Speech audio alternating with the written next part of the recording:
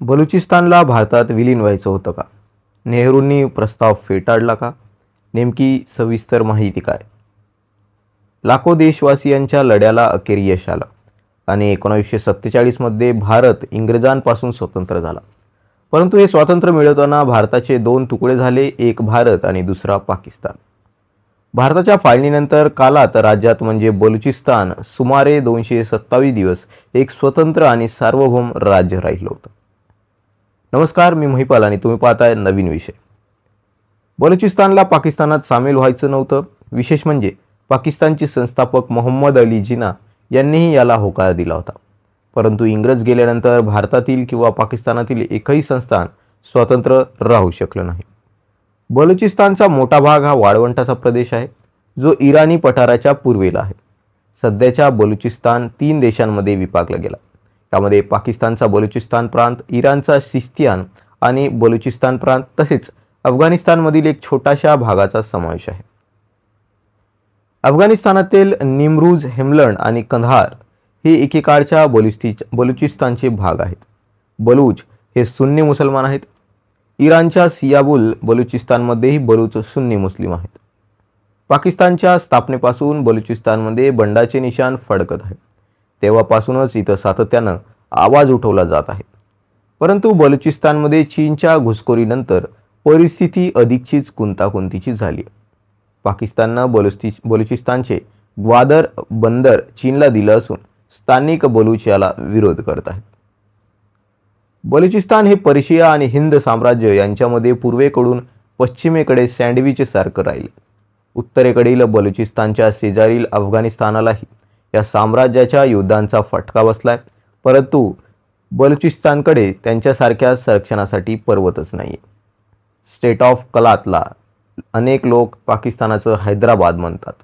कलात हे स्वतंत्र संस्थान होतं. त्यांनी पाकिस्तानमध्ये सामील होण्यास नकार दिला होता आणि हैदराबादनेही भारतात सामील होण्यास नकार दिला होता. मोहम्मद अली जिन्ना यांनी कलात आणि हैदराबाद या दोघांनाही कायदेशीर सल्ला दिला होता की 15 ऑगस्ट 1947 रोजी ब्रिटिश राजवट संपल्यानंतरही हे स्वतंत्र सार्वभौम राज्य राहू शकतात. दोन्ही प्रकरणांमध्ये कोणतीही तडजोड शक्य नव्हती. दिनांक 13 सप्टेंबर 1948 रोजी लष्करी कारवाईनंतर हैदराबाद अखेर भारतात सामील झालं. जर्मन राजकीय विश्लेषक आणि शास्त्रज्ञ मार्टिन एक्समन यांनी बलूच राष्ट्रवाद आणि त्यांचा इतिहास यावर एक महत्त्वाचं पुस्तक देखील लिहिलंय. हे पुस्तक आहे back to the future, the khanate of Kalat and the genesis of Baloch nationalism 1915 ते 55. या पुस्तकात मार्टिन यांनी लिहिलंय की जिन्नांनी कलातला दिलेल्या सल्ल्यानं ब्रिटिश राज्यकर्ते आश्चर्यचकित झाले होते. कलात हे हैदराबाद सारखंच राज्य नव्हतं. पाकिस्तानी इतिहासकार याकूब खान बंगश यांनी त्यांच्या अ प्रिन्सली अफेअर या पुस्तकात लिहिलं आहे की कलात जेव्हा पाकिस्तानमध्ये सामील झाले नव्हते त्याच्या आधीपासूनच तिथं लोकशाही चळवळ सुरू होती. कलात स्टेट नॅशनल पार्टीनं 1945 मध्ये ऑल इंडिया स्टेट पीपल्स कॉन्फरन्समध्ये भाग घेतला होता. तेव्हा त्याचे अध्यक्ष जवाहरलाल नेहरू होते.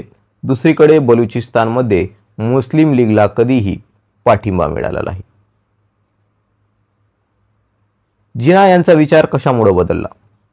हाच प्रश्न पाकिस्तानात भारताचे उच्चायुक्त राहिलेले आणि इतिहासकार TCA राघवन यांना विचारला असता ते म्हणाले की जिनांच्या मनात काय होतं याबद्दल काही सांगणं कठीण आहे. पण एक गोष्ट मात्र खरी आहे की जिना कलातला स्वतंत्र राहू देण्यास समर्थन करत होते. 1947 नंतर जिना यांचे बगुती नवाब आणि खान ऑफ कलात यांच्याशी असलेले संबंध लक्षणीयरित्या बदललेले होते. साहजिकच नंतर त्यांनी आपला विचार बदलला. त्यामुळेच बलुचिस्तानचे पाकिस्तानमध्ये जबरदस्तीनं विलिनीकरण करण्यात आलं. बलुचिस्तानमध्ये काही झालं तरी कलात राज्याच्या नवाबाचं कलात राज्यात विभालन भारतात विलीन करण्याचा प्रस्ताव मांडला होता, पण नेहरूंनी तो स्वीकारला नव्हता, असं भारतीय प्रसारमाध्यमातील काही समूह काढून म्हटले गेले. जिना यांच्यानंतर परिस्थिती बदलली, मोठे बदल घडले. जिना यांना सार्वत्रिक पाकिस्तानी नागरिकत्व हवं होतं आणि ते केवळ पाकिस्तानच्या धार्मिक ओळखीच्या बाजूने नव्हते.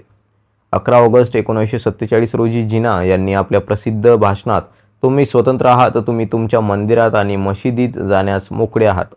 पाकिस्तानामधील कोणत्याही प्रार्थना स्थळाला भेट देण्यासाठी तुम्ही मोकळे आहात. सरकार कोणाशीही धर्म, जात, पंथ या आधारावर भेदभाव करणार नाही. परंतु जिना यांच्या मृत्यूनंतर पाकिस्तानमध्ये परिस्थिती झपाट्याने बदलली. पाकिस्ताननं 1956 मध्ये पहिली राज्यघटना लागू केली. त्यानंतर पाकिस्तानात विलीन झालेल्या संस्थानांमध्ये लष्कर आणि नोकरशहाचं नियंत्रण वाढत गेलं.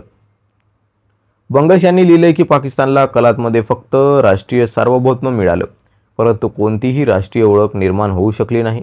राज्य आणि समाज यांच्यात एकोपा प्रस्थापित होऊ शकला नव्हता. या गोष्टी आजही पाकिस्तानला त्रास देतात. 1947 पूर्वीची परिस्थिती आणि आजची परिस्थिती यात खूप मोठा फरक आहे. पाकिस्तानातील अशा सर्व राजकीय समस्यांवर सुरक्षेच्या दृष्टिकोनातून पाहिलं जात आहे, परंतु बलुचिस्तानचे समाधान यात दडलेलं नाही. बलुचिस्तानातील लोकांचा संताप, आक्रोश पाकिस्तानातून समजून घेतला पाहिजे, असं देखील राघवन म्हणतात. तर मित्रांनो, बलुचिस्तानासंदर्भात माहिती आपल्याला कशी वाटली? बलुचिस्तान आणि त्या संदर्भातील संपूर्ण इतिहास आम्ही आपल्यासमोर मांडला आहे. आपल्याला काय वाटतं कमेंटमध्ये नक्की करा. चॅनलवर नवीन असाल तर चॅनलला लाईक करा, शेअर करा, सबस्क्राईब नक्की करा. भेटूया नवीन व्हिडिओसह. तोपर्यंत धन्यवाद.